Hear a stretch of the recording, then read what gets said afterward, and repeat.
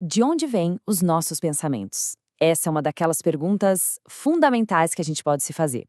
E se a resposta que a gente sempre ouviu estiver, digamos, incompleta?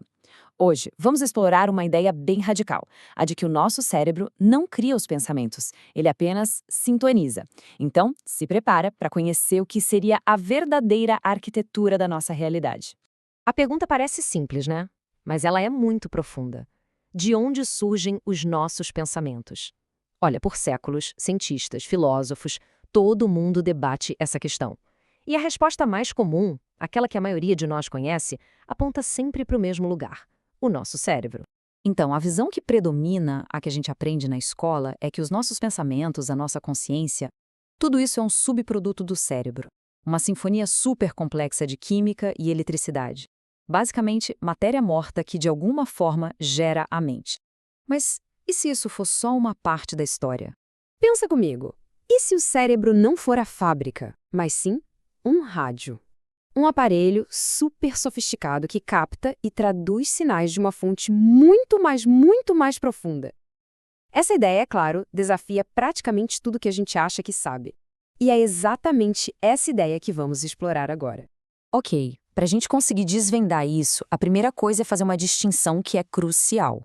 O modelo que a gente está analisando propõe uma separação bem clara entre a mente e o cérebro físico. E para cada um papel totalmente diferente. Um é o originador e o outro o tradutor. Olhando aqui nesse quadro, a diferença fica bem nítida. De um lado, o cérebro físico. Ele é o tradutor dos dados, um mecanismo focado na sobrevivência. Do outro lado, a mente. Um sistema que não é físico, é elétrico e que é o verdadeiro berço dos nossos pensamentos. A casa do nosso eu interior.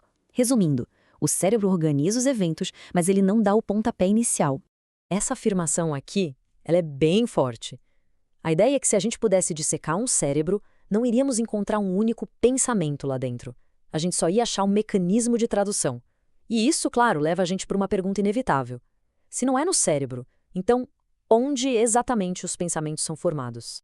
E a resposta para isso nos leva a um conceito chamado estrutura 2. Pensa nela como se fosse uma oficina invisível, sabe? O estúdio criativo que fica nos bastidores da nossa realidade. É lá que tudo é montado antes de aparecer aqui, no palco. A estrutura 2 seria, então, esse campo de potencial puro, um ambiente psicológico onde os nossos pensamentos, as nossas ideias e até os eventos do dia a dia são formados. É a fonte de onde flui a energia que anima nosso corpo e alimenta nossos pensamentos. Mas tá, como é que um pensamento viaja de lá até a nossa consciência? O processo é fascinante, olha só. Começa como se fossem dados puros do nosso eu interior. Daí, isso toma forma do que o material chama de quadro de temperatura, que são basicamente padrões emocionais com uma certa intensidade, um certo calor. A partir desses padrões, a nossa mente constrói imagens internas. E só no último estágio é que essas imagens são finalmente traduzidas em palavras. E aqui tem um ponto que é crucial. Pensamentos não são coisas vazias, ecos. Segundo essa visão, eles são como entidades vivas, sabe? Ações mentais carregadas de energia que, desde o instante em que nascem, já estão trabalhando para se manifestar aqui, no mundo físico. Bom, se a estrutura 2 é a oficina, o que seria o palco? Agora a gente vai mudar o foco para a estrutura 1, que é um mundo que todos nós conhecemos muito bem, o palco físico da nossa existência. A estrutura 1 é simplesmente a nossa realidade do dia a dia. O mundo do tempo linear, do relógio, onde uma coisa acontece depois da outra, é o domínio do nosso ego consciente que está perfeitamente equipado para lidar com objetos, tomar decisões e navegar nesse ambiente de produtos acabados. E talvez a melhor maneira de entender a relação entre as duas seja com a analogia da TV. A estrutura 1, nosso mundo físico, é a tela da televisão. A gente vê as cenas, os atores, o resultado final. Já a estrutura 2 é o estúdio de produção. As câmeras, os roteiristas, os diretores, todo aquele trabalho invisível que cria o programa que a gente assiste. Certo. Agora que a gente já entendeu os dois ambientes, a pergunta é: como é que eles interagem? Como funciona essa dança entre o que é visível e o que é invisível? É aqui que essa teoria toda se torna extremamente prática.